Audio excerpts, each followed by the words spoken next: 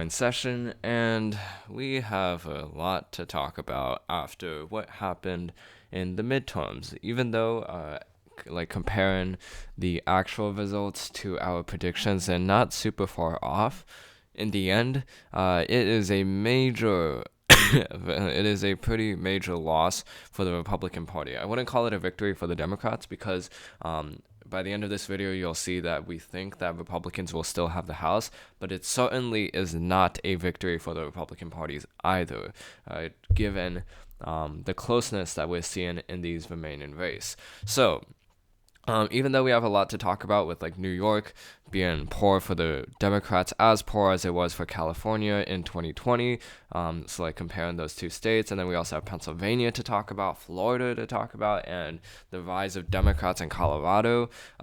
We have a ton of things as well as Donald Trump, but in this video, I'm going to just take the time to call all the remaining races that have not been called yet. Now, there's a discrepancy with these calls between like the New York Times and other other news outlets like Fox News or Wall Street Journal or DDHQ or 538 or not 538 ABC. But in the end, we're gonna just use this New York Times map just because they have a very nice design. So sorry if I'm still coughing. I recovered from my sickness, but I'm still coughing a little bit. But just excuse me for now. So we're gonna start in the House, and we're gonna start from the East Coast because that's easier than doing all of this. So starting off with Maine's 2nd District, currently Jared Golden is ahead by 3 percentage points with over 95% of the vote counted. Given that most of the vote has been counted, we're not going to really expect many changes to these votes and percentages. And I mean, if it was just first past the post in terms of the voting style, Jared Golden would definitely win. But it's ranked choice voting. It's similar to Alaska's election a few months ago, and I guess this right now as well. But how that system works is basically it takes the lowest ranked candidate, and then it removes that candidate. All of the people who voted for that candidate, they go to their second choice in the ballot that they chose. So, for example, I could have voted for Tiffany Bond first, and then if Tiffany Bond is the last ranked candidate out of these three, then my first vote gets removed, and then I move on to my second vote, my second choice, and I don't know, I rank Jared Golden second, so that would be a vote for Jared Golden afterwards, and then that keeps happening until a candidate reaches 50%. So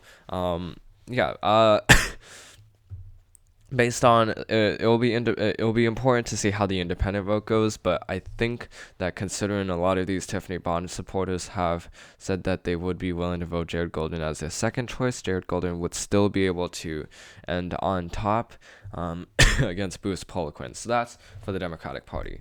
Now, moving on to the state of New York. Oh, it is such a bad state for the Democrats this year, but we'll talk about why in a different video. Let's just go through these remaining seats. So New York's 18th district.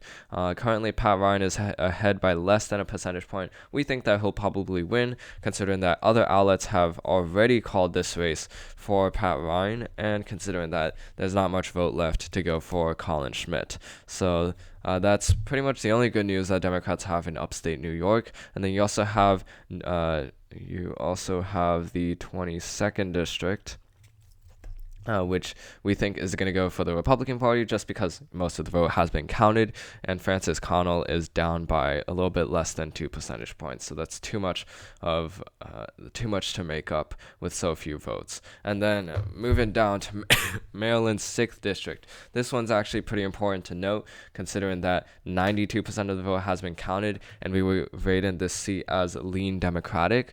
If we look at the remaining votes left, so I made this kind of calculator thing. If 92% is the true number as to the amount of votes counted, then we have 17,000 votes remaining to count. And then for the remaining vote share of this, Democrats would need to win at least 63% of these remaining votes in order to win in this election, while the Republicans only need to win 36% of the vote to keep their lead. Now, considering where we have the votes left for Maryland's 6th district, it's actually pretty evenly spread out between the several counties that there are. Here you can see Montgomery County has 8% of votes to go through, but all of these counties collectively have around 8 to 14% of the votes left to count. But because all of these counties are smaller than Montgomery County, which is more towards the Democrats, it makes it a little bit more even. I think that considering that Fredericks County is more towards the Republican Party, in this election, I think that Neil Parrott will be able to end up on top with the remaining votes left. So that goes to the Republican Party. Moving west, we have Illinois 17th district. I don't know how New York Times has not called this race yet, considering that the Democrats are about 3 percentage points ahead. But Eric Sorensen at this point is probably going to win. If we look at the remaining votes counted, or remaining votes left, I mean, most of these counties have counted every single one of the votes that has been cast. And again, Eric Sorensen is up by 3 percentage points, so that's pretty easily callable for the Democratic Party. Moving west, we now have Colorado, the state where there's a lot of surprises that we did not think was going to happen for the House races. For Colorado's 8th district, even though the New York Times has not called this race yet, the challenger, or, well, it's not really a challenger because this is a new district, but the Republican candidate, Barbara Cook-Meyer, has already conceded to Yadira Caraveo in this district. So at this point, Caraveo is probably going to win, considering that the Republican has determined that she cannot win the remaining votes with the remaining votes left. And then the most surprising race of all is Colorado's 3rd district. This is an R plus 15 district. It's the same rating as Arizona's 2nd district with Eli Crane and Tom O'Halloran. But you can see here, Eli Crane, a Republican, is winning against Tom O'Halloran, a blue dog Democrat, by 8 percentage points. But here, Adam Fisk is winning against a Republican, against Lauren Boebert, and I know that Boebert is incredibly polarizing, and a lot of people are sick and tired of her in her district. But 50 percentage point, but to have this close of an election is astounding considering the partisanship of this district. And it just goes to show candidate quality did matter in this election, and that's, again, we're going to talk about that in a different video, but as of now, how would I rate this seat? How would I call this seat if I were to be feisty? Genuinely, I wouldn't know. If we look at the calculator again, so we have exactly 95% of the vote has been counted, which means 16,000 votes left to count. 8,000 is the amount Democrats would need, so 49.8% of the votes left, and then Lauren Boebert would need 50.1% of the votes left in order to win her re-election. Now, in terms of the votes that are remaining, most of them are actually here. Garfield County and Pickens County. These counties vote more towards the Democratic Party in previous elections, and that is a good thing for Adam Fisk. But you also have here Otero County, which votes for Lauren Boebert, which votes for the Republican Party. You can see here, I mean, it's not as big as Pickens and Garfield County combined. So if you look at the remaining votes left, it does seem to favor Adam Fisk, but it just isn't enough for me to make a very conclusive decision. But if I had to make a decision, I would say that Adam Fisk might win this race. So I think or at least as of now, I do think he's leading. So that's Colorado. Very surprising. We're going to make a video about that later on.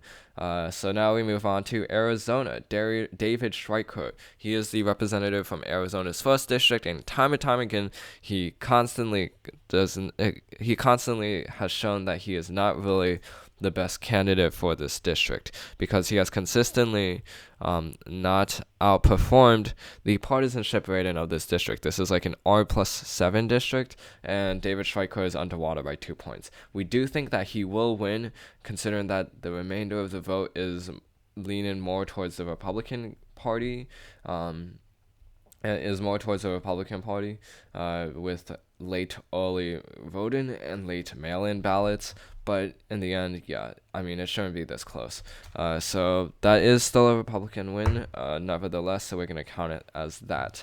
Here, Juan Ciscomani probably going to win this race, considering this is an R+6 district, and Juan Ciscomani is not, like, as bad of a candidate as David Schweikert. So that also goes for the Republican Party. And then here, Arizona's 2nd district, I don't know why the New York Times has not rated or called for this district yet, considering that Eli Crane is ahead by such a high percentage, even with 82% of the votes in. The thing is, Tom O'Halloran would need too much of the remaining votes in order to win that election. The inverse is true for Arizona's 4th district. Greg Stanton is up by 14 percentage points, and it's already been 73% of the vote that has been tabulated. So at this point, I don't think there's a way that Kelly Cooper would be able to win enough of the remaining vote, even if most of the votes went to her, for her to catch up to Greg Stanton. And considering that Greg Stanton is was popular as a mayor of Phoenix, I think at this point he's going to win this election. Now we move on to Nevada,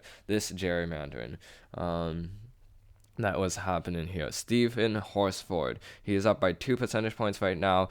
The thing is, the remaining vote at this point has trended more towards the Democratic Party. So I think that actually for all of these races, considering that they have similar percentage points, that we can call it all of those 3 races for the Democratic Party, which is certainly surprising considering that we were going to rate considering that we predicted 2 of those districts, Dina Titus's district and Susie Lee's district, as going to the Republican Party, considering that Nevada has been trending red with the rise of with the impacts of COVID-19 on the hospitality industry, on the housing industry, and on the gambling industry. So that's pretty important to note with all of these differences here, that if we look at the remaining votes left, or if we look at the trend of the remaining votes, they've been going more for the Democratic Party. So 3 seats added there. And then now we move on to the West Coast. We'll first start with Alaska because it's easiest to explain. 80% of the vote has been counted. The remaining 20% of the vote is not going to be fully counted for the next several weeks, considering that Alaska takes a long time to count those votes. But nevertheless, Peltola is up by 20 percentage points against her nearest competitor, Sarah Palin. And considering that you need 50% of votes in Alaska to have a majority and to win that election, with their ranked choice voting system being similar to Maine's 2nd district, even if Peltola does not reach 50% in the first round, Nick Begich's votes, if he does end up in 3rd place, will probably go towards Mary Peltola, some of them at least, and that will be enough for her to win. And even if it was Sarah Palin's votes, even if Sarah Palin is in 3rd place, given that Palin has supported Peltola in the past,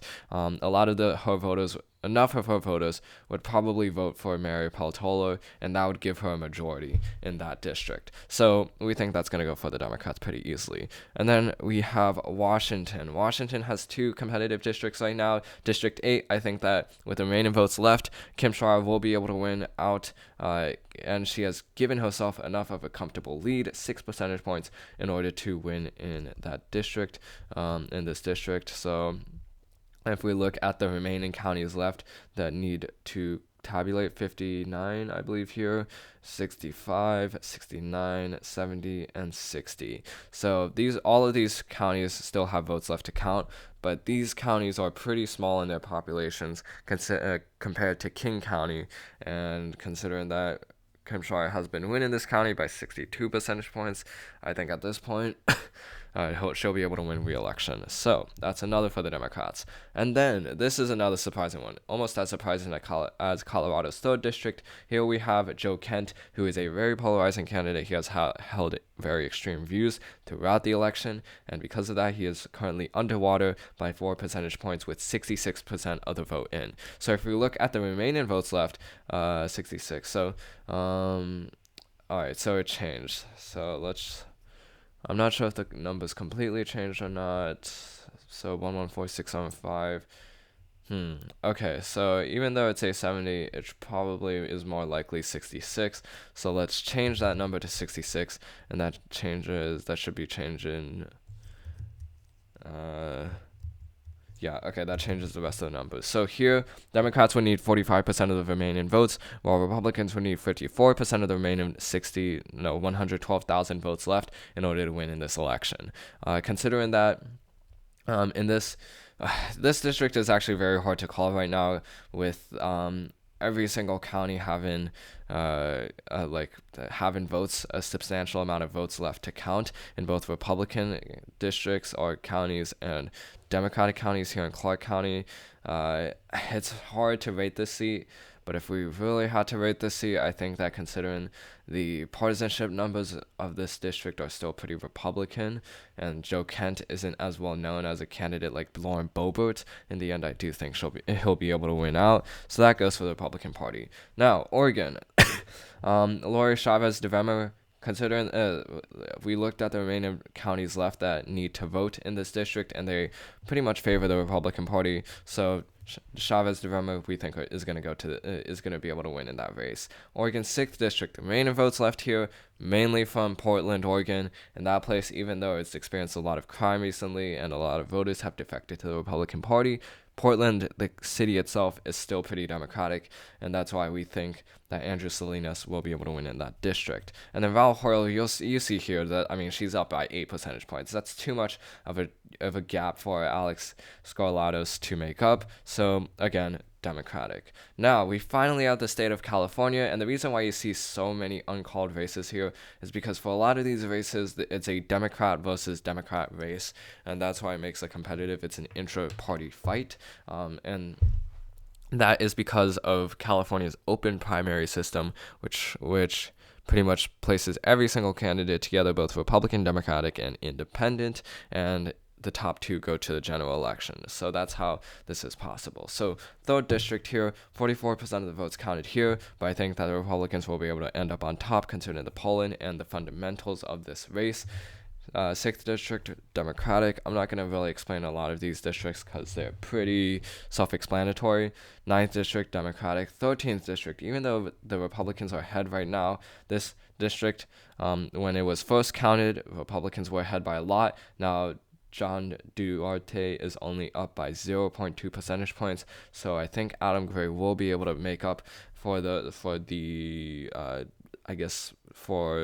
him being lower than John Duarte right now, with the remaining votes trending towards the Democratic direction. This self-explanatory, also self-explanatory here. David Villado and Mike Garcia, they have shown again and again that they are able to win in heavily Democratic districts, and I think considering that crime has been an issue in both of these districts, that they will both end up on top. So 2 for the Republicans. Democratic, Democratic, Democratic. So 1, 2, 3. And then we also have Jay Obanorte. He is the incumbent, and he's up by a lot, so we think he's going to win.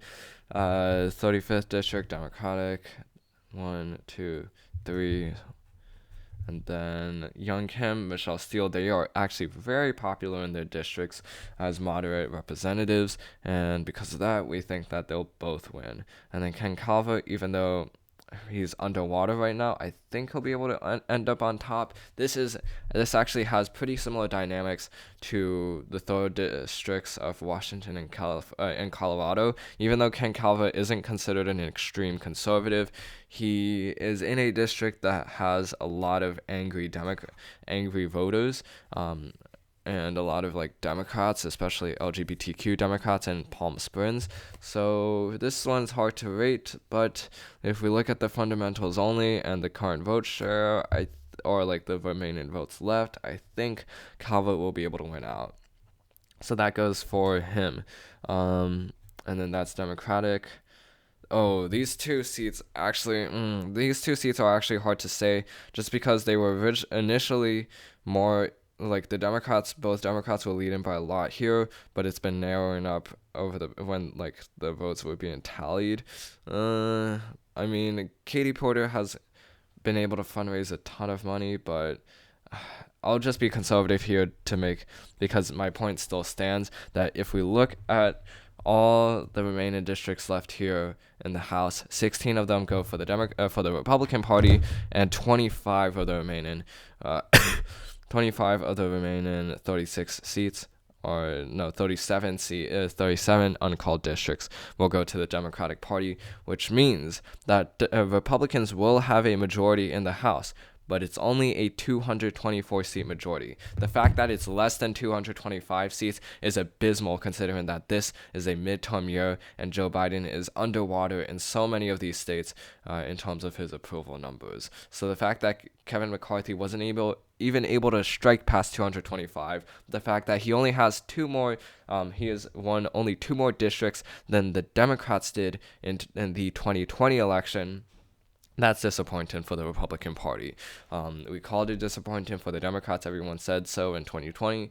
And the same applies here for the Republicans in 2022. So that's the House. The Senate, we have 3 states left to call, or technically 4. Alaska, we think this will go for Lisa Murkowski, considering that Pat Chesborough has 9.5% of the vote. That's probably going to be most of these votes will probably go for Lisa Murkowski, considering that among Democrats, Lisa Murkowski is pretty popular in the state of Alaska. So with ranked choice voting, I think she'll end up on top for, even if it's 8% of the vote from Chesborough going to Murkowski, that gives her a majority. And then Arizona, if we look at the remaining votes left, it's about 816,000 votes, which is still a lot to go through. I really don't think the number is actually this high, but according to the New York Times, it is this high with 70% of the vote in. So let's just say that's the truth. In that case, so Republicans would need 58% of the remaining votes, the remaining 816,000 votes, and then Democrats would need just 47% of the remaining votes in order to win re-election. And I think that should be doable, considering that if we look at the vote that's been coming in from Pima County, Maricopa County, both of these districts, the recent mail-in ballot tabulations have given Kelly 67% of the 100% of the votes that were counted, that were tabulated in the past several hours. So I think Kelly should be able to end up on top, even though the trend has been in Arizona that Democrats end up on top initially, and then it narrows up as more votes are being counted. Nevada, it's the inverse that's happening right now. Catherine Cortez Masto, initially, she was I think 3 percentage points behind Adam Laxalt. Right now, it's only 1 percentage point behind. So this is actually going pretty well, surprisingly well for Cortez Masto. But in terms of the remaining votes left, only 12% out of Clark County and 23% of Washoe County. If we looked at the 2020 election, this county went to the Democrats by a very narrow margin in Joe Biden's presidency, so I don't think this county will really help her. It's really Clark County left that has most of the remaining votes. And this is going to be very important for Cortez Masto. She'll need around 61 to 62% of the remaining votes left in order to win in this election. And even though I think it could be possible, it's a little bit too much of this is a hard one to make. I think it's a little bit too much for Cortez Masto to make up for her to win in this election. So I think it will go for the Republican Party. And that means it's a 49-50 split, with Republicans having 50 seats and Georgia going to the runoff. Considering this dynamic, I think Raphael Warnock will be able to end up on top, because Georgia has shown that, or at least Atlantan Democrats have shown that they are willing to tone up in runoff elections now, given that Georgia has become an important state, a marquee race. All that is really dependent left is 2 factors. The Republicans, how much are they able to fundraise in comparison to the Democrats? And then Donald Trump. If Donald Trump runs next week, I think Raphael Warnock at this point will probably win the runoff, considering that it's only a month away from now. So we'll just have to see those 2 factors in the given weeks. But yeah, that's going to be a blitz, considering that the Senate will be most likely on the line. And then finally, we have the governor's races. So Katie Hobbs here, right now she's ahead in Arizona, but it's very narrow. And if we look at the past trends with Arizona's later votes being tabulated going to the Republican Party, I think that Kari Lake will be able to end up on top. And then we also have Oregon's district, or first Nevada. So Nevada Steve Sisolak is actually performing worse than Catherine Cortez Masto, and at this point there's too much votes left for him to need to make up in order for him to win against Joe Lombardo. So Lombardo will probably win. Oregon right now, Tina Kotek ahead by 3 percentage points. The good thing for her right now is that Betsy Johnson has not been able to capture that much votes away from the Democratic Party in the campaign, in the late stages of the campaign. And then the other thing is, if we look at the remaining votes that need to be counted, a lot of them come from Portland, and because of that, or at least support an area, and because of that, I think that Tina Kotek should be able to win this election, albeit by lean margins and not the likely margins that we usually see in the state of Portland, so the state of Oregon. So that's everything. That's all the major races that we have left to call for. Republicans 223 seats. Democrats, it should be what's 190 plus 25. 190 plus 25 is 215 seats. Okay, something about that math just doesn't make sense. 223, 215.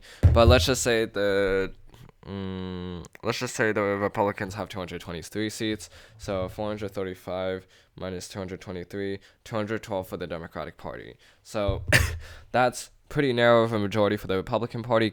Kevin McCarthy may have a hard time with trying to get everything across, considering that he's not as much of an iron politician as Nancy Pelosi is, with her tenure between 2018 and 2022. But yeah, it's the majority for the Republicans nonetheless, although we do have a lot to say for the midterm elections, which we will cover more of in future videos. So that's the end of this video. I hope you enjoyed it. It was a long video, but I'll see you in the next one.